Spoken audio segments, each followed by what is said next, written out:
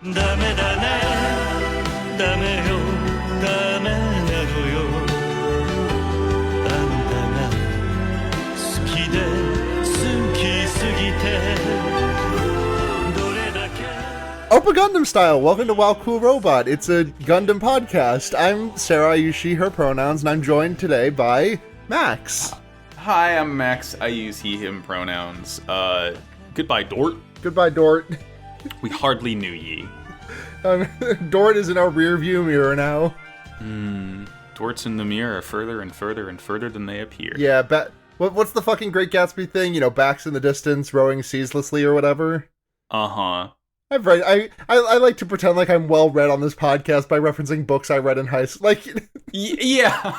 Like, I mean, obviously most people read Great Gatsby in high school, but like, you know, when I'm like, oh, Catch-22, it's like, it's just all shit that I read in high school. I've never read a book. Well, Cool Robot, the world's first and foremost high school English podcast. Yeah. Fucking, next week we'll be discussing The Alchemist. We're in it. Up next on Book Club, Things Fall Apart by Chinua Achebe. I mean, things are beginning to fall apart in the show a little bit. A little bit. Things are fine. No beloved characters died this week. Mm-hmm.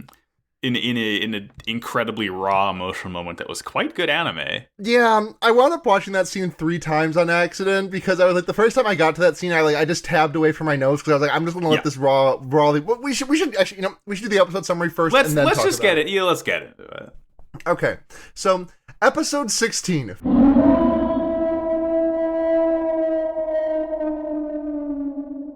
Fumitan Admos. God fucking damn it, man. Like, that's literally the first thing I wrote on these notes. It's just fucking... God fucking damn it, man. Despite the Unionist uprising's commitment to peaceful negotiations, Gallarhorn does a false flag and uses it to absolutely massacre the protesters. This incites further uprisings all across the other Dort colonies, making it so nobody in Tekadon can get out of there. This includes Fumitan, who's trying to escape Kudelia so that her bosses can't use her to kill the littlest rebellion leader. Unfortunately, when Kudelia runs into the streets to cradle a dying Unionist, a sniper takes aim at her, and Fumitan jumps in front of the bullet and dies in a very tragic moment that made me cry. Mikazuki finds Kudelia and helps her reunite with the rest of Tekadon as they try to figure out just what they're doing next. It's fucking powerful! God! Rest in pieces. Rest in peace. Like, it's one of those things, like, and, you know, credit where it's due, when the entire episode is so clearly saying she's gonna die. Yeah. And it's like one of those things where a death doesn't have to be unexpected and shocking. Like, a death can have just a billion points of lead up to it and still have, like, an incredible emotional weight to it because it's just, like, it's done in a good way. And this is done in a good way, I'd say. Yeah, it is. Yeah, let's go through, we'll get to there when we get to there. Let's go through this. We'll get there, yeah. Let's go through this, our piecemeal. Mm-hmm. So we start with it literally starts with baby Kudelia and maid outfit skateboarding maid Fumitan chilling in the greenhouse. Mm-hmm. And Kudelia really wants to know more about the people of Mars. Yeah. And Kudelia is Fumitan's like, I will tell you, do not tell your mother. And then Kudelia's like, cool, check out this book, which Fumitan has never seen a book before. It's oh shit! This is a real paper book, not an iPad. Kids these days wouldn't know how to. This isn't a Kindle. Know how to read book anymore. She does like the Gaston like book hold. Kids would rather go to Gundam than go to book. What does this say about our society? And we see in the book a figure that is just kind of known as the Maiden of Revolution. This is gonna be. I'll tell you now, Sarah, you're gonna see this fucking picture like every other episode until the show ends, pretty much. I definitely do not feel an immense emotional pang every time I see it. It's never forget, October 3rd. Never forget Fumitan Admos.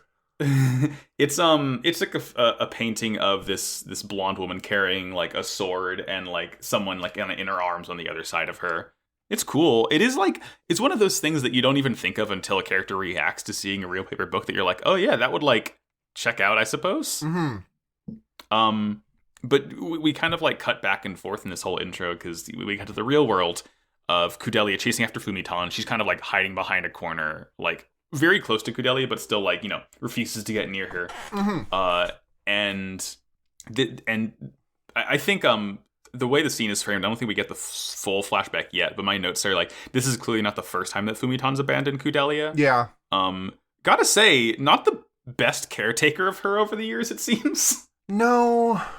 Listen, No. she's a bit fickle. She's a bit fickle. She's literally neurodivergent and a minor. She had to take some time away from Kudelia to practice her cool fucking vert tricks. Can you blame her? Yeah, she had to know the 720. Are you gonna deny that from her? Skate or die. Yeah. And of course we know what option she ended up choosing, but alas. We cut to the boys. They're like in the hotel that Kudelia and Fumitan used to be in. They know they're gone. Mika runs off after them, and Atra runs after Mika, while the boys are still kind of like so much good there. Atra in these episodes. Atra's so fucking good. Like there are times in the show when I think they like really just like abide by gender lines and just like oh, the boys are this and the girls are this. And I think there are moments where they do that and it also works really well. Like I think the end of the third episode we do today where it really hits that for me.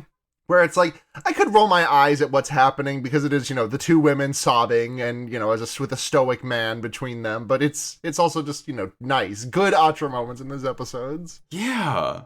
God, we love her. We see like, the Union demonstration is continuing to progress. They're all marching towards the Dort headquarters. Importantly, Mr. Rogers, what's-his-face, the leader of all the Union people, he orders them not to fire the first shots. They need to make progress through demonstration and negotiation. And this will be very important for later on. And then we cut to Galileo up in space in the Gjallarhorn fleet base, who's still like, he's still mad because of this whole demonstration. He can't do anything. And the commander's like, no, the Arion, I think they call it the Arianrod fleet. This is essentially like... It's half like it feels like someone tried to like phoneticize iron rot. So it's the iron rod. It's like AIRANRHOD. Aryan Rod is a Wikipedia, a figure in Welsh mythology, a player's most important role. Oh, Aryan Rod. Okay, I was misreading it. Aryan Rod, yeah. But essentially, the Aryan Rod fleet is like, they're kind of like Gjallarhorn's like not special forces, but it's like when the Aryan Rod fleet, shit's gonna go down. Yeah, is essentially like when they're there, like someone's getting fucked up. And so this is when we get the sort of full flashback of Baby Kudelia. She's back on Mars and she's like in the Martian like slum streets. Yeah. And Fumitan is kind of like, she's following her, playing along, and Kudelia sees like a young girl hunched against a building, like in the shade. And she walks up and she hands that candy and she's like, hey, well, at first, like, Fumitan, like, grabs her wrist and she says, like, no, you can't help them by giving them candy. Like, you have to do more. Like, it's essentially saying, like, you can give them candy, but, like, what I think you're after is to give them a better lifestyle. But she's still kind of, like, a naive child in this scene, not really understanding that, I guess. Yeah. Because she goes and she gives candy to the little girl. And then like she starts getting swarmed by other people, and then like an old man grabs her and is like, "Can I have some?" Can I have some Snickers? I'm hungry. I'm not me right now. Please, I want some cracker. Do you have any of those Baby Ruths? Those shits are really good. You got any payday? I need some protein. Yeah. We can split a Kit Kat. They have 4 of them in the pack. And Kudelia is freaking out, and she's looking around. She can't see Fumitan anywhere.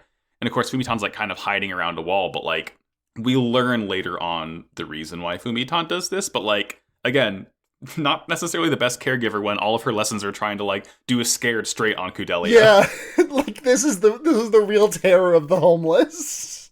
Yeah, it's like, okay, that's another moment where the show's trying to send a message and is doing so in an incredibly strange and off-putting way.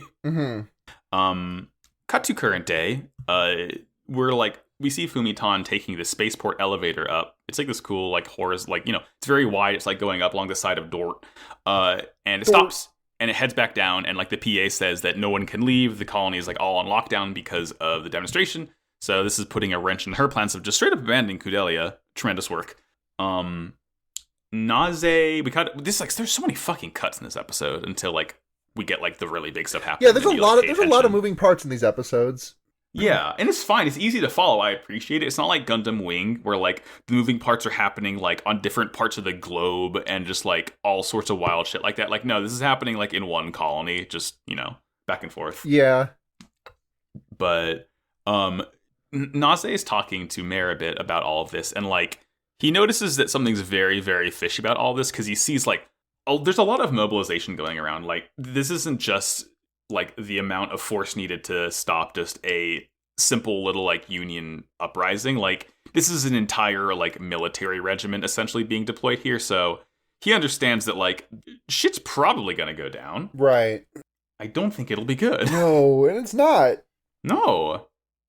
Let's see what happens next. Well, Amada, Aze, and Laughter are all ready to go. Akihiro is also ready, and he looks like rough for his first like alive banana connection with the suit that Masahiro died in. It is Masahiro, right? Mm-hmm. Yeah, Masahiro's his brother. Okay, I was double guessing myself because like, you know, that's Sakurai's name, and I was like, is that actually his name or is it just close to that name? And I'm just making a mistake by thinking of Sakurai. Amuro Ray, newcomer to Smash Brothers. put Amuro in Smash. He's a joke. Like, Amuro in Smash would be like Dan in Street Fighter, and then he's just a joke character that sucks. Like, don't give him his Gundam. Just give him make him just like a normal dude.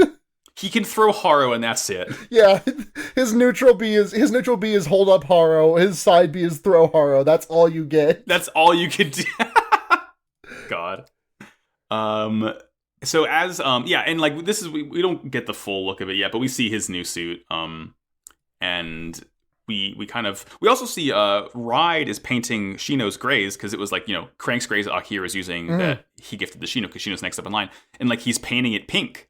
And I think it's Yamagi who is like, hey, it's Takaki actually. Takaki, right? Yeah, Takaki's the one with the black. Takaki's the one with like the black underneath the blonde, right? Yes. And Yamagi is the funky little twink with the blonde twirl. Yes. And yeah, Yamagi, Takagi says, hey, stop fucking tagging it. This is when we learn that Ride is the one who's been tagging the graffiti all over the Isaribi. Mm-hmm. It's very cute. I love this little fucking, he's like Banky Jr. Little Banky. He's my favorite SoundCloud rapper, Lil Banky. Yeah. He just got signed to Pickle Records. It's Lil Banky.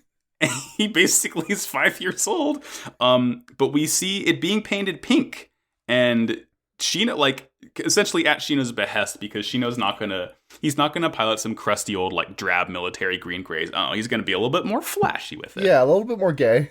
Yeah. So we cut back to the colony, and Fumitan is like, she just immediately gets like roughed up and grabbed by these fucking noblest goons who basically say like, finish the job or else. I just realized I called her Fulmina in my notes a couple of times on accident, which is just Fumitan Alchemist. Specifically Fulmina as like, I think that's like a friends at the table a faction this season. Fulmina I feel like Fulmina is also a character in a fighting game. What the fuck? Are you thinking of perchance Sungmina? No, I'm not thinking of Sungmina from beloved game Soul Calibur. Although we will have something about Soul Calibur and Beyond Toon World later. Ooh. Who knows what I'm fucking talking about? My mind is now I'm fucking like fixated upon it because like I actually like know some fighting game. Is it like an anime fighting game? Is it an old fighting game? Like, I want to say it's an anime fighting game. Okay. I prefacing this by saying this is. So are you thinking of Type? Are you thinking of Type Lumina? I think I'm thinking of Type Lumina. Yeah, Type Lumina is like the I believe that's like the Melty Blood like stable, like the visual the visual novels and stuff that like comprise Melty Blood. Okay, that's it. No, thank you. Wow, that was like, hey, you are the fucking fighting game queen after all. I'm the knower. You are the knower. Yeah, fucking Melty Blood, the type of game to be played in the cockpit of a Gundam. Yeah.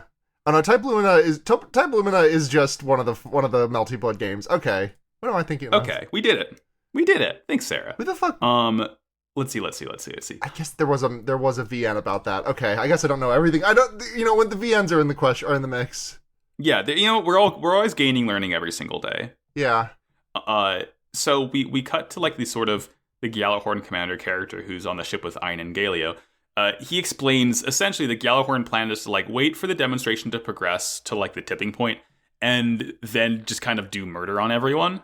Yeah. Seems pretty bad. Yeah.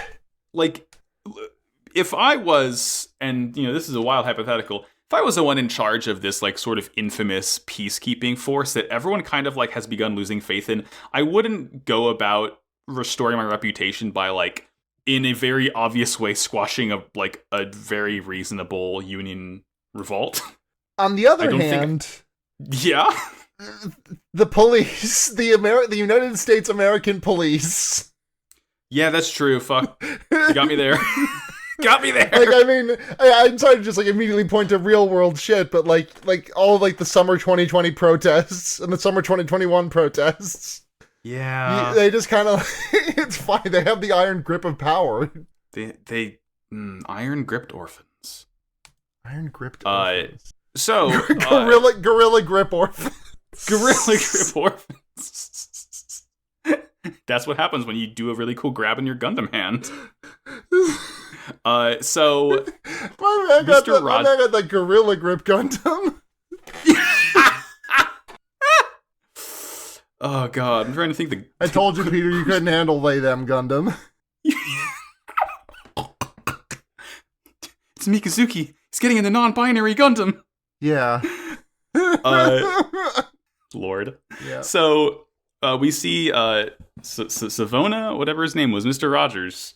He's like things like, Sovereign is going to save us. Sovereign's, I'm sure he's trying to like set up a negotiation, and like surprisingly, he's right. Sovereign is actually trying to like set up a negotiation with Dort right now, but like Dort is essentially in on the whole plan with Gjallarhorn, and they just say like "fuck you, leave," and he's like just breaks down on the floor in tears. Yeah, fucking Dort, fucking Gjallarhorn. This episode's just full of a-holes. Yeah, you wait, hold on. Are you when did this? Sorry, I'm just trying to... Wasn't that at the very end of the episode when he breaks down crying and stuff? No, he breaks down... We see... He's, like, inside Dort headquarters, and he's talking to, like, just someone... Like, we see him break down at the end, too. Okay. I didn't realize it happened twice. No. So I just lost my place in my notes. No, you're good. Because, like, immediately afterwards, we get a pretty fucked up scene of, like, one of the Dort businessmen talking to, like, a Gjallarhorn cop saying, "No matter what happens, please see to it that none of us in headquarters are harmed." Yes. So just fucking tremendous stuff right there. Yes. So this is when Fumitan, like, she heads to the demonstration because, like, she's, like, gotten her new orders to basically, like, get Kudelia, throw her into the fray. A Gjallarhorn sniper will, like, take her, or, like, the noblest sniper will, like, take her out. And at this point, like, Kudelia is also nearby.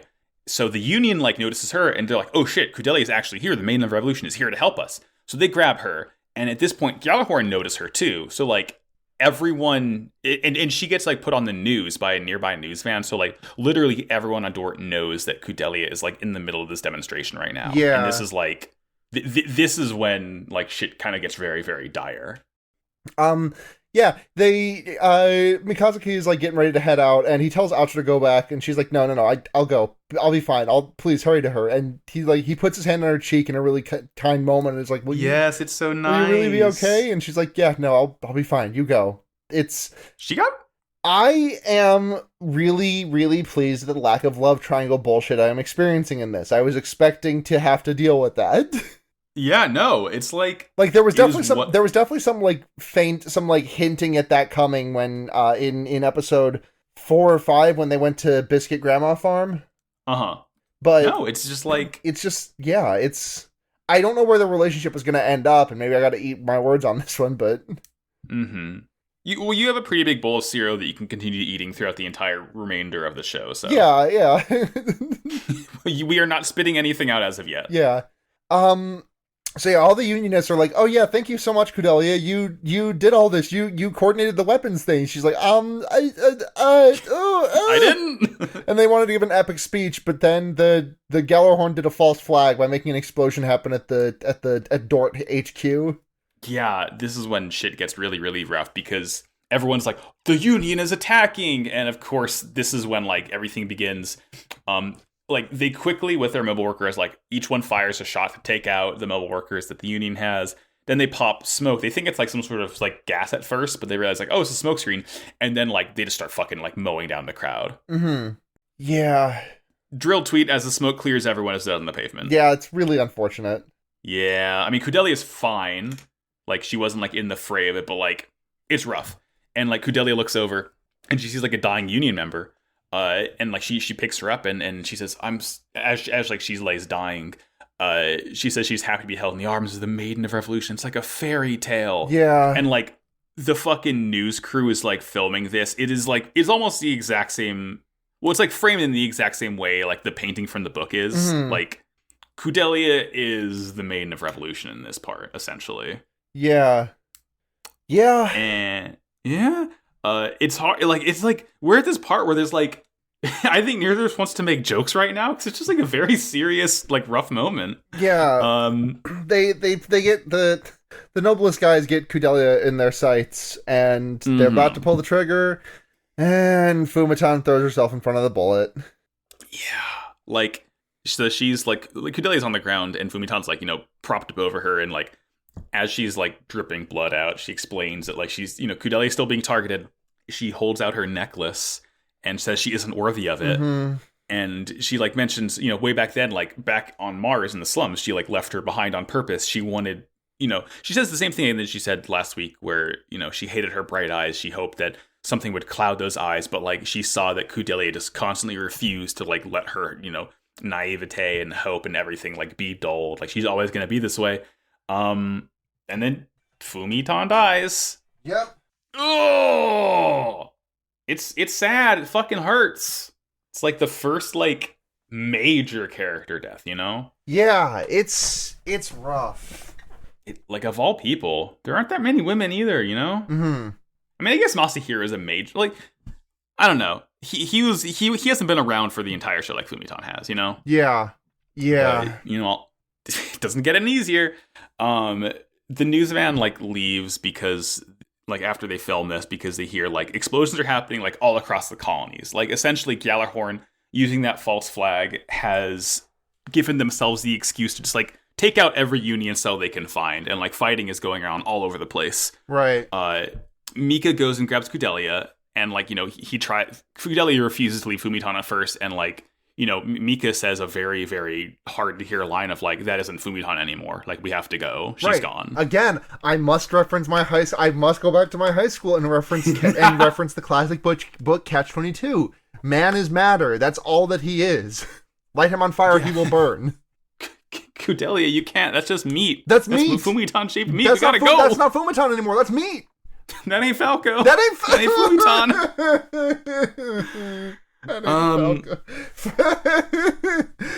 What if it was Fumitan Andros?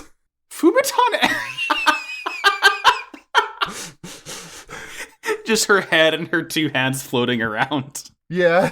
Firing lasers, shooting geometry at you. Mm-hmm. Oh, good shit. After this, we cut to Nobliss, and he gets a call from none other than McMurder Barristan Selmy. McMurder Barristan Selmy on the horn. These old fuckers are in cahoots now. Yeah. The old men gotta stick together. Yeah, in these trying times, they're ride or die for each other. Yeah, but they're doing a brother check-in. Yeah. McMurder explains, Kudelia is not a little flame you can snuff out. If she gets away from this alive, she'll, like, become a conflagration. Yeah. So essentially, they're, like, teaming up and keeping tabs on her to make sure that, like, if they do take her out, it'll be at the most opportune time where they both can, like, make big profit from it. Yeah. And then the next scene is what you mentioned before. Yeah, where we see this is Sovereign crying over the Navona. Everything fucking up. Yeah. Real bad. Yeah. But the final sort of, the final scene is, like, everyone regroups in the hotel, and, like, they're trying to, like, get ready to go. Kudelia is wearing, like, Mika's jacket. It's a cool look. I like, the big, puffy military jacket on her. Yeah, she looks fresh. She looks fresh as hell. And she also has blood covering her hands, too, but that's neither here nor there. And she remembers the book. We get, like, the final flashback of the episode, and it's, like, that same scene from before where she shows Fumitan the real paper book, and we see Fumitan, like, tears well up in her eyes, and she cries, like, because she sees this Maiden of Revolution and says, the girl in this picture is hope itself. Yeah. That's the episode. It's fucking heavy. Rest in peace, Fumitan. Kudelia cries on the bloody necklace. It's sad. Very sad. It's just like a trillion metaphors in one. I'm doing a big sad to tell you that Jimbal's no Fumitan has has hurt his head really badly. Really badly. Yeah. And you mentioned earlier in our Discord that like you understood why Kudelia is holding the necklace in the OP now. Yeah. Yeah. I think actually it might. I don't know if it's Fumitan's or hers. I think it's Fumitan's because like I think hers is a little bit more purple, the little like flower in it. There's like a purple one and a blue one. But I wonder, you know what? I bet they fucking sold that necklace. Like you could buy that shit from P Bandai at one point. I'm for sure. I could probably go to Etsy right now and buy it. Yeah. But anyway, that'll take us to our next episode where hopefully things are a little bit less sad. Episode 17.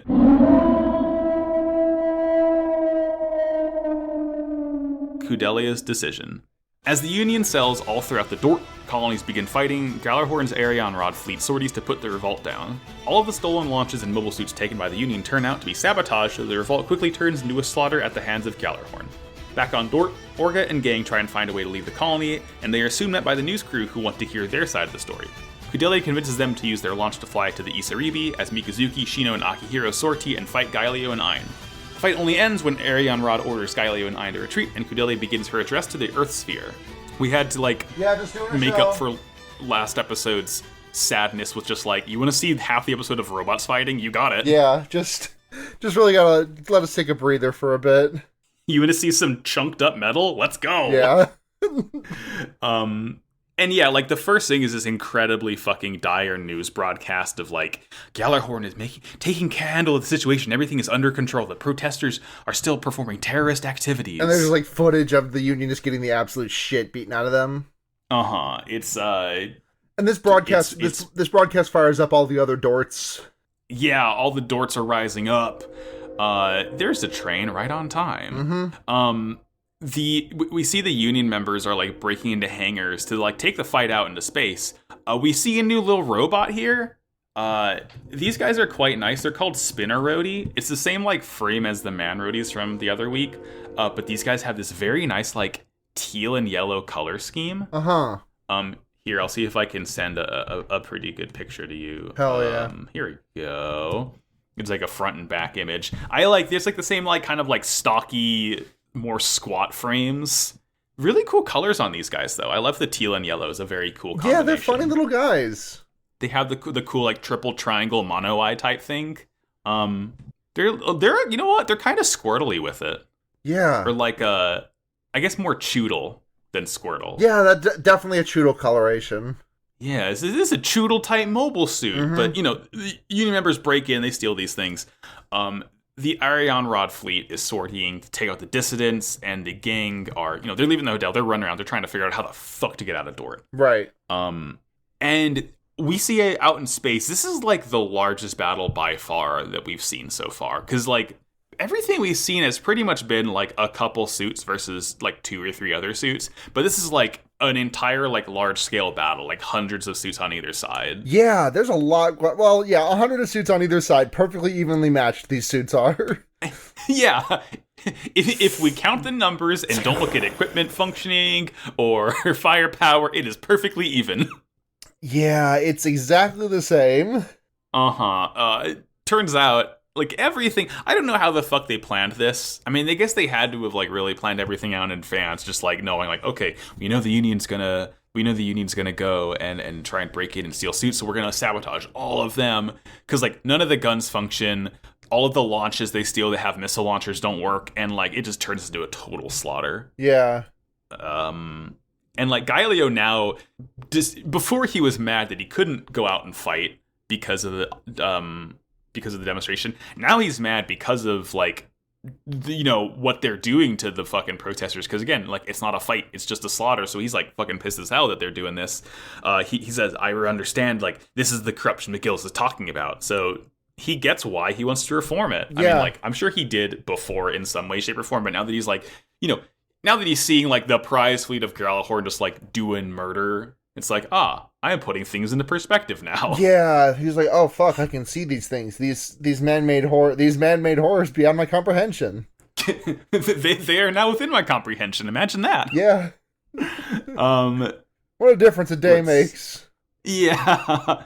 They like, see the news broadcast again, and they talk about like still like, book it out of here, go to Earth, forget all about all this. And Kudelia says, fuck no. Like, her whole thing is that if she can't stand up and like stop the fighting here, what's the point? Yeah. Like, she says she wants to become. There's like a little thing in the news broadcast that leads into the scene that I found funny, which is just like the completely nonchalant way the news broadcasters glaze over the fact that the Aryan Rod fleet was like just so happened to be in orbit, ready, like on standby, ready to like go into like just. These protests kicked up, and then it just, just so happened the National Guard was having a little parade down the road, and they just, strutted on over. Yeah, thankfully our heroic Galaroran officers were taking a meal at the local Shake Shack location. Yeah. They took a meal. God.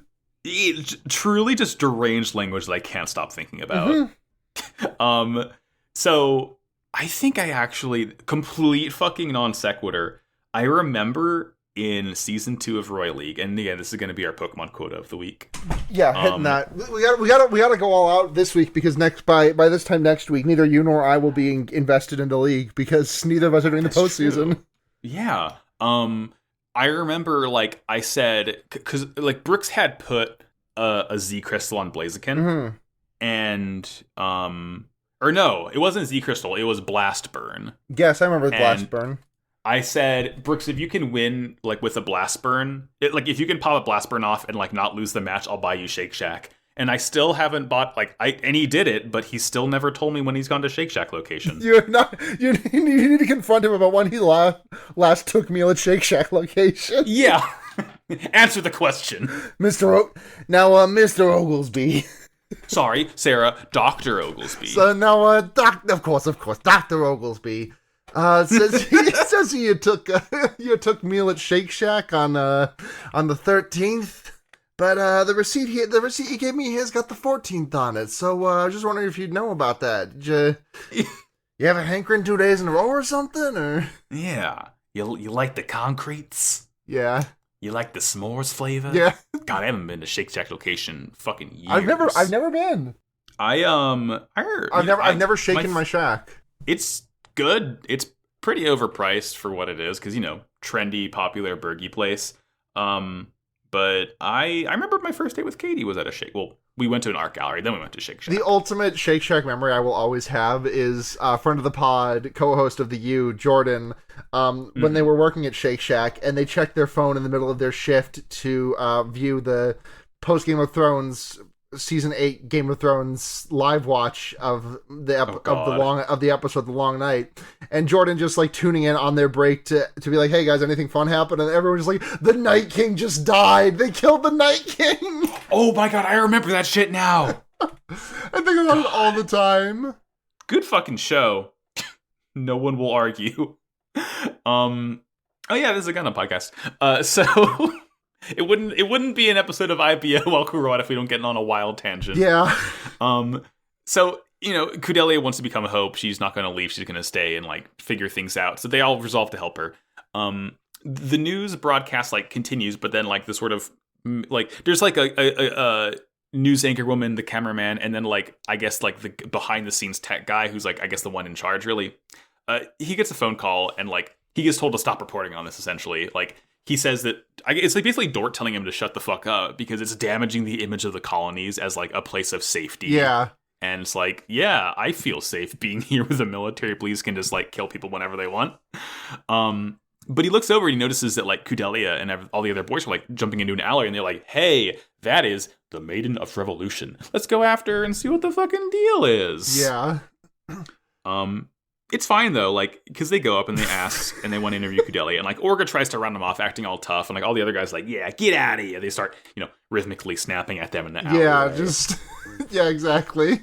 Doing some real sharks shit. But Kudelia's like, she wants to go along with it because she sees an opportunity here. She like, what is it? Yeah, okay, so the news we learned, they have like kind of like a special comm link that they can go like talk directly to ships. So they use that to talk to their own ship, basically say like, hey, get ready, we're gonna fight for some reason. We learned like they're topping off the mobile suits. Naze says that he can't send anyone because, like, Teiwaz is a pretty well-known name, so if they do this, like, you know, that's essentially, like, saying that Teiwaz is gonna fight Gjallarhorn, which would, like, just completely fucking tank their reputation. Yeah. So, he's just Tekadon alone, but he says, alright, good luck or whatever. Like, you stupid kids can't stop getting into trouble, I suppose. Yeah, kids will do this shit. Kids say the darndest things, don't you know that one picture, like a Facebook live stream that's like, can y'all watch my kids while I go smoke? Yes! No, they did that. He did that. It's a live stream of the fucking Hammerhead, like, nursery. Yes! Can y'all watch the kids while I fight Gjallarhorn? Oh, God. We do get a cute scene, like, we see Dante getting into the Barbatos because he wants to fly it out and deliver it to Mika, and he plugs in, and Yukino just, like, Mika took the limiters off, and, like, we see Dante, like, with, like his eyes are, like, there's, like, tears dripping down his eyes, and, like, he has a nosebleed. He just looks completely fucked up. He says, I've done the simulations, it's just a delivery, and then he takes a big bite of cereal and hooks into Barbados. Yeah. Yeah, like, and, you know, it's another, I think, might be Takaki or Ride who's like, wow, shit, he fights with the limiter up all the time? That's pretty badass. Wow, cool robot. Yeah, wow, cool robot. So the gang get in a launch, except for Mika, who's, like, flying off alone. I love, we see this in Gundam a lot, where, like, characters will have these sort of, like, vernier, like, jetpack thruster things. Yeah. But, like, it's a fucking handheld device in this. It looks like Mika's holding the fucking, like, Dead Space crossbow launcher. Yes. And he's, like, Pokemon just flying reference, in the check. Dead Space reference, check. Any other boxes we gotta clear? I'm sure we'll get there. Have we talked about any character smoking a fat weed yet? I'm sure we can find a way to roll that. Oh, yes, no, we do see Noblest hitting a fucking cigar that's probably, I'm just gonna say right now, it's a big doink. He's smoking that shit. He's smoking that shit in Amish. He's smoking the shit that made Mars red. Smoking that. So he, like, kind of, as he's flying off alone, he's like, Kudeli's amazing. But he says he can't help feeling frustrated, and we don't really, like, get that expounded on, because at this point Yukino just shows up flying that sort of, like, the Barbatos, like, cage, essentially. Yeah. So Mika gets in and, like, immediately starts just, like, wrecking ass, to the point where Ayn notices, and Ayn is like, well, I didn't want to be this way, but I will go out and fight, because, you know, he wants to fucking just squash Mika like a bug. Yeah. And as we know, Ayn wants to punish guilty children. So fucking funny. Ayn is such a funny character. He's like this because everyone was racist to him, and now he wants to kill guilty children. This is what racism does. Yeah, this is hashtag stop racism, save children, stop racism. Yeah, you know that one photo of the guy who, like, added, like, the million, like, gold light filters and, like, bloom effects, holding, like, the loose leaf that just says stop racism on it? That's Ayn. Yeah. So they sortie, and, like, Mika is, like, kind of clearing the way for Orga and gang to launch in the launch. And then Gaelio and Ayn appear, and we finally get a good look at the Chimaris. Yep. This thing's cool. And I like the purple. They cut to McGillis, and I'm just like, oh yeah, that is McGillis' voice, huh? Yeah, yeah. Once now you realize it's a Montag. It's Heidi Montag. Wait, is the name he's going by Montag? Is it? I thought that was just his company. Both. Oh, he's the CEO of Montag Co., and he is Montag. Yeah, Montag is the CEO of Montag. Gotcha. I guess it just, you know, it makes it easy for tax purposes. That's probably why. Yeah. So yeah, he's watching the fight. He's like, it's ironic how the suits that were once the shining jewel of the Gjallarhorn fleet are now fighting each other. Yeah. Because again, all of the Gundams used to belong to the Gjallarhorn. All 72. Like, they made the Gundams 300 years ago. Yeah,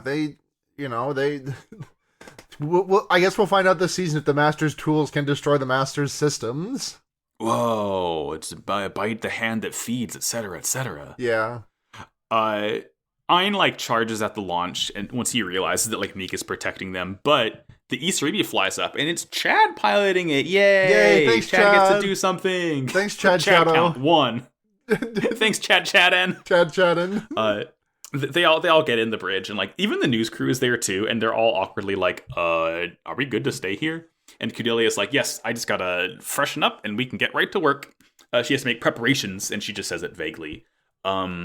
And meanwhile, we get to see Shino's new suit, his His it's the same. Ryuseigo. His Ryuseigo. This thing fucking rules. As Shina's about to take off, he gets a little message from Yamagi, and Shina's like, "Yeah, you're not gonna have to make any ice flowers for me yet," and like blasts out there. It's nice. It's cute. Yeah. I like the Ryuseigo. Shino's whole thing is like pink suits that have eye spots on the head. It makes it look like a fucking Mega Man X boss a little bit, Yeah, or I and guess it more of a fucking Mega Man rules. Zero boss. I love it though. It's nice and pink. It's just very cool. It's very, very flashy on station. It's very Shino. Yes. Ein sees it and he just gets so fucking mad. He's like, "How dare you paint Crank's green such a vulgar color? How dare you stand where he stood?" Meanwhile, Mika's fighting Gaelio. He takes like a shot from the lance. The whole thing is like pretty much every Gundam has like their like a signature weapon. Obviously, the Barbatos is the mace. The Kamaris is like that cool lance it has. Yeah. He like takes the shot of it like kind of in the side strategically to like plant him and like grab him and like bonk him, and he realizes based on the voice, he's like, "Oh, you're Chocolate Guy's friend." And he's like, "My name is Gaelio," and he's like, "Golly golly." Yeah, he does Rika Higurashi voice, and he says "Gali gali buru buru nya nya nya nya." And like he like Gaelio lets go and like, flings Mika loose. He like bounces up against a launch and is kind of like pinned down. We cut back to Nobilis. I think this is when he's smoking his big doink, weed yes. doink. Yes. He's thinking about like Kudelia isn't so. I think he's like thinking to himself how like Kudelia isn't valuable or isn't like as valuable as he thought. She's clearly mid, and he's mad that McMurdo Bereskin Selmy couldn't tell that. He considers mid loud. Like, look, Sayer, they can't grow that good shit on Mars. The atmosphere won't allow it. Oh my god, can you imagine? Imagine exposing a denizen of Mars to who is like smoking that Dort 60 shit to the dispensary future shit they have on Earth. Yeah, flying the Tekadon base in Mars to give Riot a hit of White Yoda.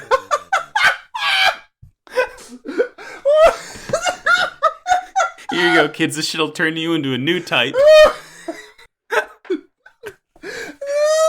Just like, it's one of my favorite things to show people. If you just Google White Yoda, half of it is pictures of Yoda photoshopped to be white, and half of it is the strain of weed called White Yoda. Yeah. Oh, let me just look at images of White Yoda. Yeah, buddy. Yeah.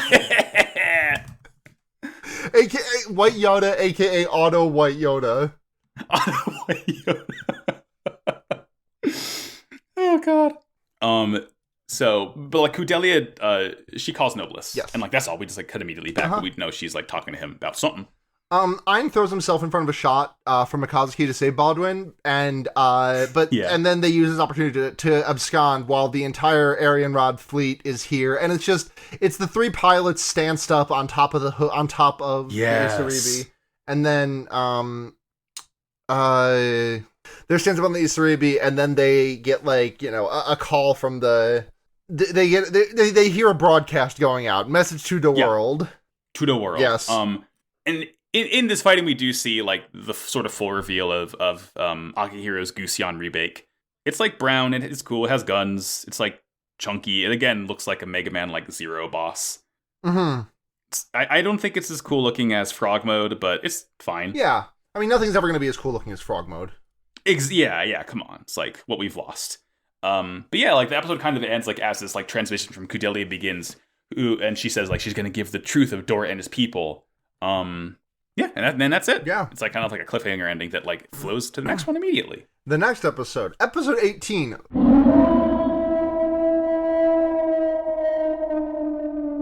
Voice.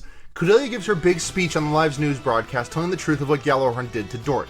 She invites Gjallarhorn to shoot down the Isaribi, but Gjallarhorn backs off and lets them through after receiving an order from the Regulatory Bureau, whose director we meet today in this episode. McGillis, acting as Montag, representative for the Montag Company, offers to help Tekadon in exchange for a piece of the pie that Teiwaz and Nobilis will split up after Kudelia's rebellion is successful. Kudelia mourns Fumitan, but reaffirms her commitment to the rebellion to realize her dream and fulfill Fumitan's dying wish. I really liked the show. when it first came out. But then, like, they just started changing up the hosts all the time. And I really, you really just can't beat Adam, Blake, and Christina. What? You ever saw NBC's The Voice? Oh, okay. Okay. Yes, I'm familiar with The Voice. Featuring 2017 Sexiest Man Alive Blake Shelton. God, was it really that recently that happened? It might have been 2019. No Sexiest... fucking way. That was 2019. No fucking way. Let's see. Paul Rudd's 2021 Sexiest Man Alive. 2017. Blake Shelton in 2017. Adam Levine in 2013. Okay. I mean, sure. It just seems like more of like the most famous person. Yeah, Blake Shelton, not that sexy. I mean, listen, I'm a lesbian, so like my opinion definitely matters less. But oh shit! Yeah, hold on. I just did a very important from the Gunpla channel in the Discord. Okay, let's see what we got here. RZ041 Liger 0. Oh yeah, you want to get Taigi? You want to get that Zoids shit? I'm all about this Zoid. What is this from? Is this from Zoid? Oh, it is from Zoid. This is from it's from Zoids. How much do you cost? I can get 2% off. Oh yeah, let me tell you. Zoids kits cost so fucking much, and I don't know why. $62.99. Yeah, that's a lot of money for no, it's 2% off. It's only $61.99. I don't know why. Yeah, USA Gundam sort of does it all the time, where like everything will be discounted by like 2, 3, or 4%. So it's like, I'm getting a discount, but it's also like barely a discount. Yeah. Hey, wait a minute. This is fucked up. Sarah. What? How come George Clooney won Sexiest Man Alive in both 1997 and 2006? What was he in 2006? 1997. Oceans, 1997. right? Listen, my parents have been watching a lot of ER lately. 1997, George Clooney, 100%. Yeah. It must have been from Oceans, right? No, Oceans was like 2000. Shit, really? What the fuck was George Clooney in 2006? Oceans 11 was. I think Oceans Richard Gere also won it twice. Yeah. Richard Gere and Cindy Crawford won it in 1993, and then Richard Gere won it in 99 too. Mm-hmm. Well, good for him. Good for him. Wow, Mark Harmon won it? Yeah. Oh, cool. Sarah, JFK Jr. was 1988 Sexiest Man Alive. Oh, so... I have to click away from this website. I'm going insane. Good lord. Okay, so Q was rallying around a real panty dropper then, huh? Uh-huh, yeah. God. Naze Turbines is voted post-disaster year 300 Sexiest Man Alive. Congratulations. God, what a fucking disaster that would be. Baldwin completely forgotten. Katie just texted me, Sexiest Man Alive and Gundam with a ton of question marks. Can only imagine the sheer horror of like hearing part of a podcast from a different room. Sexiest Man Alive Gundam. It's the sexiest Gundam alive. Now that could be a real awards show type evening. Yeah. So yeah, this episode is happening. Kudelia's whole message Change the world, my final message. Yeah, she speaks about Galahorn, like they're the aggressor. We learned that this is essentially like the African Union's request to broadcast this. Yeah, she's got the backing of an entire economic bloc. Yeah, big strings being pulled here. And like basically Kudelia forces Galahorn's hand by saying, if you're not this peacekeeping organization, if you're actually like, bad and evil, like then go kill us. Why not? Fucking do it. Make it hurt. Kill us in one shot, coward. But they won't. And they don't. Mm-hmm. And they're like able to safely like sail through this entire gigantic fleet based only on like Kudelia's words alone. Which is a very powerful moment, I must say. Yeah, it's good. It's really good. It's she said, if you disagree, then shoot down my fucking ship. And all the mobile suit pilots freak out. Yeah, they're like, I don't know if we can fight this. But they're fine. The captain of Galahorn almost gives them an order to shoot down these motherfuckers. Yeah, no, he's like fucking Your Honor, mad. seal these boo-boo bears within the earth. Alexa, kill these clowns. Orga, like, congratulates her for, she wins in the end, but, like, at this point, she's like, now I don't even know what I'm really fighting for. Yeah. And I'm just like, peace? I think? Right, like Kudelia, I like where this episode ends up eventually, but Kudelia losing her way, like, feels like, I don't know, maybe there's like a guilt for only focusing so small on just the liberation of the people of Earth, but like, I don't understand why this is such like why she has to like struggle with the idea of folding this into like a grander ideology, like, Yeah, it seems like part of like the biggest problem she has at this point in the show is that she essentially like she's only looking at the bigger picture and doesn't see like these smaller victories as worthwhile. Yeah. Because, if she hadn't done this, like, the entire ship would have just been fucking killed easy peasy. Yeah, 100%. So it's like, pat yourself on the back for saving all these kids' lives, Like, you did something meaningful here. Yeah. Good for you. Toto, Mr. Charlie Chaplin is hanging out with definitely not McGillis. He has a cool fucking, like, Argyle sweater vest. Yeah, he's like, oh my god, these fucking Lucker dogs. He hates these fucking kids so much still. Lucker dog. That's all they are. Just they're nothing without the RNG. Yeah. They got 3 crits in a row. They got bird procs every time they hit Scald. Yeah. Yeah. And yeah, we learned that like the regulatory bureau is what stopped Gjallarhorn from doing anything too. Which is good, which is what McGillis is part of. So curious there. But yeah, Gjallarhorn doesn't want its reputation even further damaged, which is why they didn't do any more fighting. And we cut to Isaribi, and Naze is like explaining, it's like, well, we're going to have a lot more of a fucker getting to Earth because Gjallarhorn is on your asses. They know where you are. They're going to be coming after you. So we can't just like go to a space station and like rent a re-entry ship. Like that will not work anymore. So they'd have to like kind of like figure out what to do when Montag Skypes them and is like, I have a business proposal. And then we cut to Galileo and Ein in the loading dock on Gjallarhorn, and Ein starts to apologize for not doing enough, and Baldwin's like, bro, you saved my life, shut the fuck up. Ein wants the Elia Banana surgery to beat them, but Baldwin's like, bro, do not that, you will no longer be human. And Ein's like, no one sees me as human anyways, because of the Mars people that live on Mars are racist against people that live on Earth, and people that live on Earth are racist against people that live on Mars. And because his dad was from Earth and his mom was from Mars, or vice versa, everybody hate him. Everyone just hates his fucking guts so much. He's got mixed boy swag. Oh, God, that's good. And yeah, like, and he also explains, like, this is, like, why he loves Crank so much, because Crank is, like, the only person in Gjallarhorn who, like, treated him like he was a human. So, like, that's why, he's going out of his way so hard to, like, fucking take these kids down and punish guilty children. Yeah, to knock these kids down. I bet these kids would be racist towards me, too. Yeah. In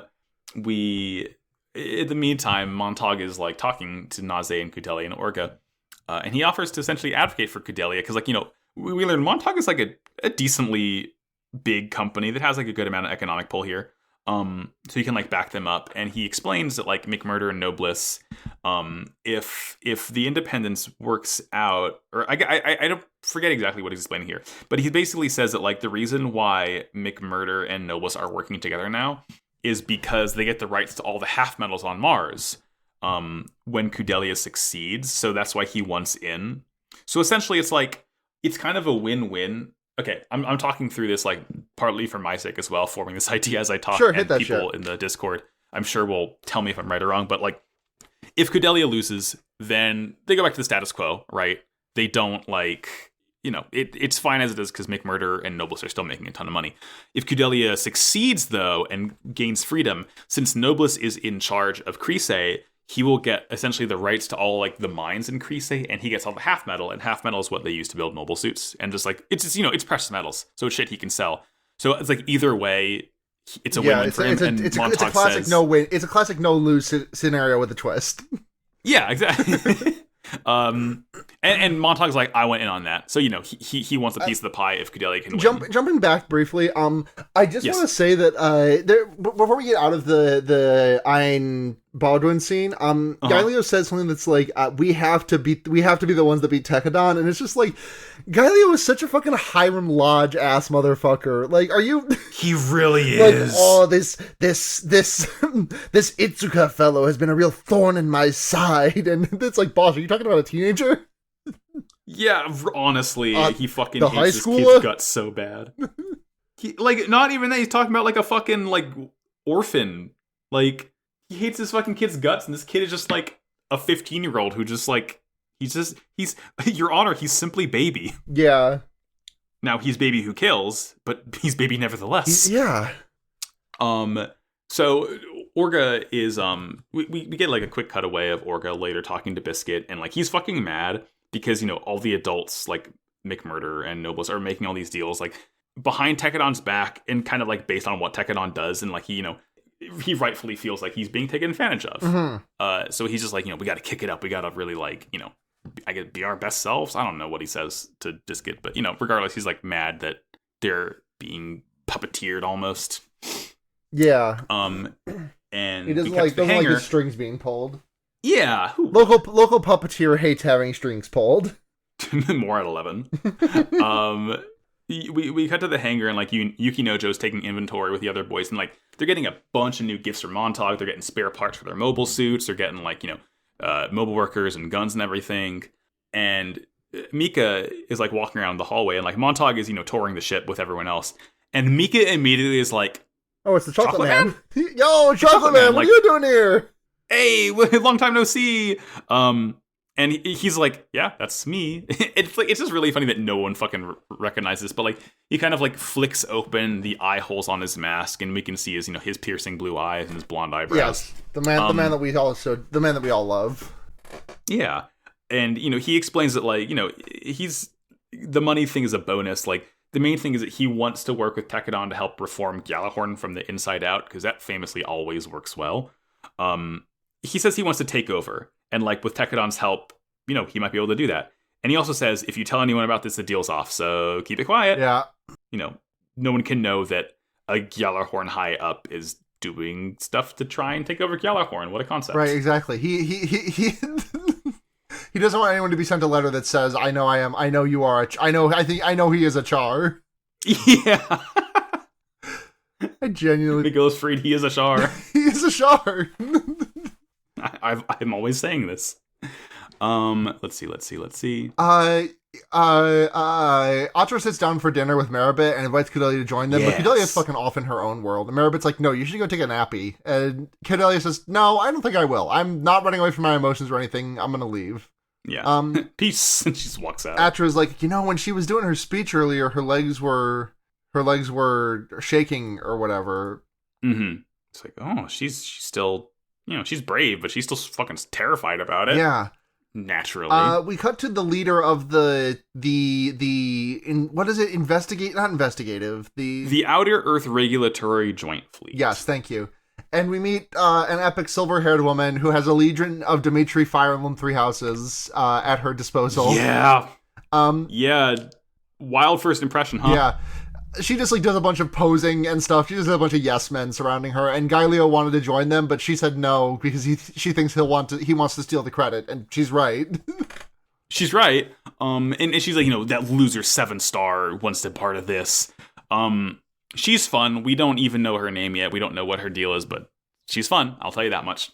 Yeah. And we cut to Earth, and this is like we see some like pink-haired older woman. I forget. I think she's just like one of like the economic bloc like representatives or senator type situations. Yeah, she's like asking after a man named Makanai.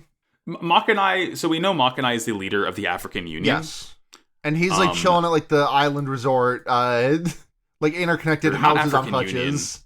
He's the leader of Arbrow. Yeah. Maybe Arbrow is the African Union. I don't remember. No, he's no, because they're the fucking like Russian Canadian one. Anyway, but yeah, he's like in the Oceanian Union right now. He's just fucking getting drunk on a fucking. It's like Pacific Log Town from Ruby and Sapphire. It's like one of those like villages on stilts. Yes. In water, very relaxing shit. Yeah. But we also see after she like finishes her interview, just giving like very vague, plain interview type answers. She gets in a car with none other than Isnario Farid, who is like one of the sort of string pullers in this situation. Yep. And, he tells her he's like keeping an eye on Kudelia. Since Makanai is the one who called her to Earth, so it's like Gjallarhorn clearly has a stake in all of this too. He mentioned something about like people not caring about the truth. I guess referring to Kudelia's address towards the whole world about like what really happened in Dort. Yeah. I don't know. He's always just like mad and in a huff about fucking everything whenever we see him. Yeah, 100%. Mm-hmm. And then we see, like we mentioned, Makanai getting fucked up like on the beach. He's just waiting for Kudelia to make it here. He's knocking back White Claw after White Claw. Yeah, he's drinking. He's like He's drinking his the guy pours champagne. White He's Claw like into a he's glass. talking about how lucky he's been. And he's like, to me, Cordelia is not the maiden of the revolution, but she is my lady luck. Luck. He says, "Luck be a lady tonight." Luck be a lady. Oh boy. Oh boy. Luck be a lady tonight. You know, I don't remember. I don't think Makanai is ever really a creep towards Kudelia. I think this scene might just be like a bad first impression because I honestly don't remember Makanai ever being like. No, yeah, I don't think he's being. Lecherous he's being a creep. I'm just having a goof. I'm just having a goofer. Yeah, Makanai's just drunk right now. He's just saying shit. And then we cut from that to Amida pouring Naze a tumbler of whiskey around a big ice ball. Yeah. I like the ice ball. It's nice. Yeah. They were just talking about the Montag company, and Naze is just like bemoaning the fact that the kids keep getting messed up in annoying things. Yeah, kids say the darndest things. Yeah. We cut to the Hammerhead hangar where Shino and Akihiro are like doing their training against each other. And we see Azzy and Lofter are like watching them, and like Lofter she's kind of like bummed about Akihiro, how he like cares about everyone, or like he only cares about everyone else around him. Like I don't remember if she's like kind of referring to like and not her or and not himself. Yeah. But we definitely get the feeling that like she kind of has a thing for Akihiro by now. You know, I mean, you know, he's large, she's muscled. Listen, there's Shino and Akihiro have like just a scene of like, you know, emotional, not like tenderness, but like maybe tenderness, where they're both just like tender to them, both just like shirtless, ripped dudes sweating and just like hanging out within inches of each other, being like, you know, this is all about the, you know, I gotta be protecting others, I gotta save others, you know, I can't send people out to die. If I go out first, I can protect others. Yeah, real Top Gun type shit. Yeah. And Shino kind of like the whole thing about protecting others Shino talks about is like in relation to his orders on Brooks' ship, the other episode, of like getting all of his soldiers killed. And essentially he's like, if I can fight on the front lines in a mobile suit, like he's not going to be directly in charge of people living or dying in that way. Yes. Like he can essentially save people by his own strength alone, and like that's more preferable to him than like just ordering someone to go to their death. Which makes sense, sure. We cut back to Cordelia. She's like alone on the ship. She's like kind of on the bridge with like, you know, the big window where every important scene happens. Atra goes to bring her a snack because she hasn't really been eating. And she's like, you know, she expresses sadness about all of Atra's wounds that she got for her sake. But Atra's like, nah, you can rely on me. Yeah. It's a gay little scene. It's a gay little scene. Like neither of them think that they're essentially like strong enough to keep up with each other. Which I love that. It's a bit of a parallel. It's a bit of a parallel of Mikazuki and Orga. Yeah, very much so. Yeah. And like Mika comes in as they're saying this, and he brings the snack that Atra forgot to bring, and he's telling Cordelia like she's so strong, like she did something Orga can't do. She stopped Gallarhorn using only her voice, like no one else can do that. And Cordelia, I forget what Cordelia talks about to prompt Atra saying, "I want to do revolution too." Yeah, she does the fucking over the garden wall. I want to steal. Yeah, Atra loves Mikazuki. Atra loves Take it on. Atra loves revolution. Revolution. Atra loves stealth potatoes. Yeah. Potato helmet. Potato helmet. She does love potato helmet. She does, and so do we. And like, you know, they both, and Mika's like, I do. He doesn't say I like in as many words that he wants to do revolution, but you know, he wants to help Cordelia achieve her goal. Yeah. So they both like swear to help her in every way that they can. And like Cordelia starts to tear up and cry a little bit. And Atra's like, Mika, you have to make her feel better right now. When a girl is crying, a boy should console her. And then he goes to hug her, but brings Atra in for the hug too, and just lets them cry on his chest while he holds them both together. It's so sweet. Like you mentioned, it's not like a scene where like the big strong man has to like hold the crying women. No, it's just like he understands like they both need to just be held and cry. Like sometimes everyone fucking needs that. Yeah, we all have those fucking days. It's just a really nice scene to like, you know, just like this nice cathartic moment. Group hug.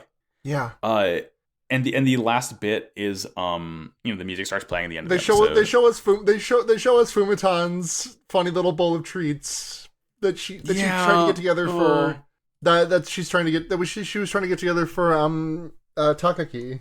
Yeah, the Fumitan Admos Memorial Snack Bowl. The Fumitan Admos Memorial Snack Bowl. But yeah, Cordelia just walks into the Tekadon meeting with Naze and is like, "We got no other way. We got to work with these guys. We're gonna go and we're gonna fuck around with Montag." And then Naze's like, "Huh? In for a penny, in for a pound, huh? Only way out is through. Okay, bye. See you next week." Yeah, pretty much. He's like, all right, let's fucking do it. Yeah, let's fucking go. Next episode. Next episode's got that famous episode 21 that I can't wait to experience. 21 episodes you will know. Yeah. Ugh. It'll be good. It'll be a fun time. I'm sure it will be. Max, in the meantime, would you like to take us to Beyond Toon World? Let's do it. You're going to love this. Trust me. Beyond Toon World! So, as is what makes the most sense, Fumitan is no longer in the show. So, I'm going to talk about Fumitan's English voice actor, Julie Ann Taylor. Okay. Born, she has a good amount of roles under her belt. She was born January 29th, 1966 in Fort Irwin, California. That was a day and 3 years before my mother. First role was, I think, according to BehindTheVoiceActors.com, she was in Pat Labor the Movie, 1995, as Noah Izumi. In 1995 as well, she dubbed Sailor Moon as Haruna Sakurada, who I think is one of Usagi's like regular non-superhero friends. Uh-huh. I don't quite remember. Jump ahead to 2003 in Xenosaga, she was Miyuki Itsumi. In 2003, in the Dot Hack games and like all of the Dot Hack stuff for the future, she was Rachel. This one is nice. 2004's Ghost in the Shell standalone complex, she voiced the Tachikomas. Like the fun little refrigerator spider-looking robots that wheel around. Yeah. We love the little Tachikomas. In the 2004 English dub of Gundam F91, which, then as the name implies, came out in 1991, but this is the dub that came later, she is Monica Arno, who is, I think, the mother of the main character. 2006 Bleach, she voiced Lirin, Rin Subakura, Nozomi Kujo, and several other characters. I think it was one of those where she just did like a bunch of bit minor parts, characters. Yeah. 2006, Fate Stay Night and all the future Fate stuff. She voiced Taiga Fujimura and Mordred. Let me Google this. Taiga Fujimura shows up like all the fucking time in like all like the future Fate stuff. So she's like still getting work. Oh, her. Oh, she knows. Yeah. Shira's mom. Oh no, yeah, Shira's teacher. Mom, teacher. I don't remember. I'm shocking. 2008's Code Geass. She's Millie Ashford. Hitting the meanest Millie Ashford. Hitting the Millie Ashford rock. Yeah. 2008's Lucky Star. She was Yui Narumi. 2008's Tengen Tapaguren Logon. She voiced Buta, the little mole. Okay. And she voiced late Jokin, who is like the long brown hair ship mechanic with like the cigarette always like popping out of her mouth. Okay. As mentioned, I did say there's a Soul Calibur in here. 2008, starting in Soul Calibur 4 and all the future Soul Caliburs with her, Hildegard von Krone. Okay, let me look who this is. Von Krone. Oh, okay. Hello. Yeah, I don't think I played Epic Woman. Yeah, I like her fucking. I love her standard. Yeah, every pole arms are sick as fuck. They are. They're the coolest weapons. You pop a standard on that bad boy. Oh, can't be beat. Delicious. Delicioso. Speaking of delicious, in Persona 4, 2008, she voiced Ai Ebihara. Is that the girl who like skips school and sucks and you can only have like, is she like the moon confidant? She was the moon. Yeah, okay. I remember not doing too much with her thing because she sucked. No, yeah, well she was like, her rank was like one of the fucking hardest ones to pop up. Yeah. Starting in 2009 and in all future BlazBlue games, BlazBlue Calamity Trigger, 2009 specifically, she voiced Koko Noe and Tsubaki Yayoi. So like she's Tsubaki in like every future BlazBlue game that Tsubaki shows up in, which is pretty cool. Yeah. 2010's Nier, she voiced Emil. I love that funky little dude. Funky little guy. He turns into a funny head, and he's good. We love Emil. She voiced Mew 12 in 2010's BlazBlue Continuum Shift, as well as Tsubaki. In 2013's Fire Emblem Awakening, she voiced both Severa and Cordelia. I think Severa must have been Cordelia's daughter then. I think. Been a long fucking time since I played Awakening. Yeah. In 2014, Danganronpa 2, she voiced Ibuki Miyoda. I love her. We love Ibuki. Fucking rock on. Rock on, queen. 2015's Madoka Magica Rebellion. She voiced Junko Kaname. Oh, Madoka's sister. Yeah. I think. Sister? I don't know. Mother? Madoka's last name is Kaname. Yeah. She's her mother. Yeah. Okay. Yeah. Yeah. In 2016's Fire Emblem Fates, she voiced Flora, who's one of the maids. Funny enough, another maid role. And Selena and Kale Dory, who are like, well, Kale Dory is like an alternate reality version of Cordelia, and Selena is literally Severa, who like jumped through time in that game. Fates was fucking weird. Yeah. In 2016's Hunter x Hunter, she voiced Kara, who was like I think she's like the tournament announcer girl. Okay, hell yeah. Obviously 2016's English dub of Gundam Iron Blooded Orphan, she was Fumitan, but she was also Baby Orga. Baby Orga? She was a little Babby Orga. Little Babby. Oh my goodness. And we see him in the credits every week. Also in 2016, the English dub of One Punch Man, she voiced the split-chinned kid who, the name you might not recognize, but he's the kid who has like the entire fucking donk for a chin. Remember that guy? Do you ever watch One Punch Man? I barely did, no. Okay, we'll just imagine a kid with like the most ostentatious comedy butt chin imaginable. Gotcha, I'm imagining it. Yeah. Obviously 2017's Nier Automata, she voiced Emile because he shows up in that game as well. 2017's English dub of JoJo's Bizarre Adventure Stardust Crusaders, she is everyone's favorite mother, Holly Cujo. We love her. We love her. I wish she actually could fight with her cool Rose Thorn stand. Yeah, it would be epic, but unfortunately, epic. The misogyny of one Hirohiko Araki. Bastard of our lives. Yeah. In 2017's Danganronpa 3, she voiced Ibuki, obviously, and also Tenko Chabashira. Okay.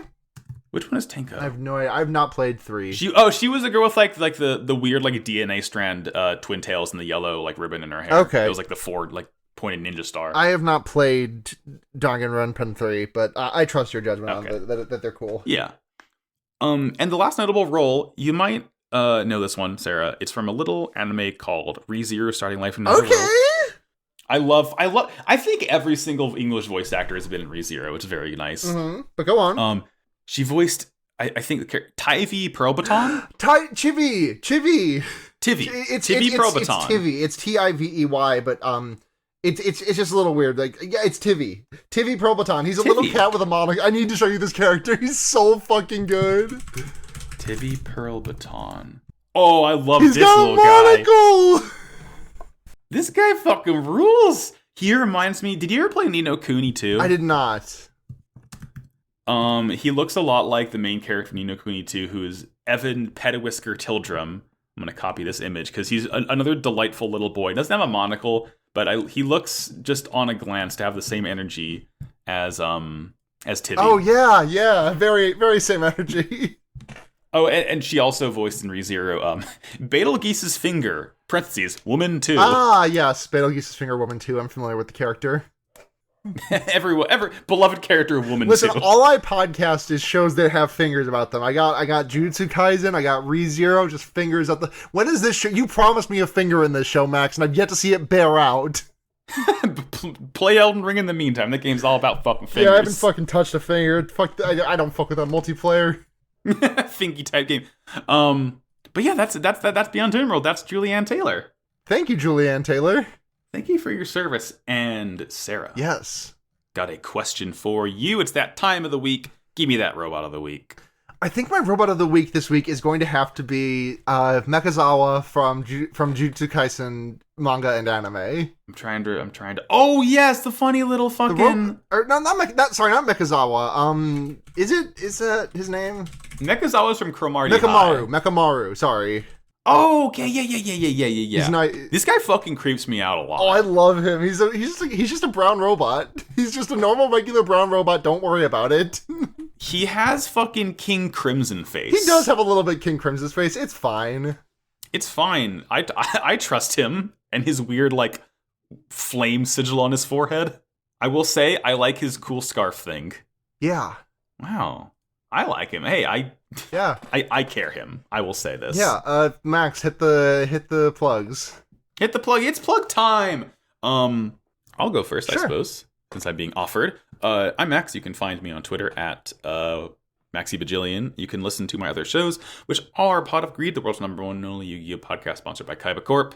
That's on Twitter at Pot of Greed Cast. This weekend we're going to record Krugio episode 2, which is on Too Fast, Too Furious. That's a Patreon exclusive, so join our Patreon for that. You can also go to slappersonlypod.com or slappersonlypod on Twitter. Still working on Mario Odyssey. We'll get there. Listen, you know what? Progress is progress, right? Progress is progress. It'll come out and it'll be good. We promise. I believe it. Do I have a 4th show? I guess if you want to listen to Nevermind the Trollocs, our Wheel of Time podcast that we finished because season 1's over, you can do that. And NVM the Trollocs on Twitter. Sarah. Yeah, I'm on Twitter at Sunhatzhenya, SUNHATZHENYA. You can listen to the other podcast I'm currently doing, Forward ReZero. It's a ReZero rewatch podcast that I do with my girlfriend Neve and a friend of this pod, former host of this pod, Morg. I have a couple other podcasts that are in stasis of some variety right now. Henry Kissinger's Pokemon Going to Die, Fear Baiting, and The Wonder Years. If you would like to dig into those archives, I welcome it, because I think those are also very good podcasts. I think that's all for me. I think that's all I got. Cool. You can go to twitter.com/wildcoolpodcast. You can join our Discord. Thank you to NoiseSpace.xyz. Thank you, Matt. Thank you, Matt GameCube. They did surgery on a GameCube. He's doing well, folks. And how about you begin the outro this week, Sarah? I feel like I need to share. War is bad, Max. I need to tell you this. Wow, cool robot. See you next week. Bye. Bye. I think we'll be on Earth, actually. Yeah. Hell yeah. Let's go. Earth. Finally. Bye. Bye.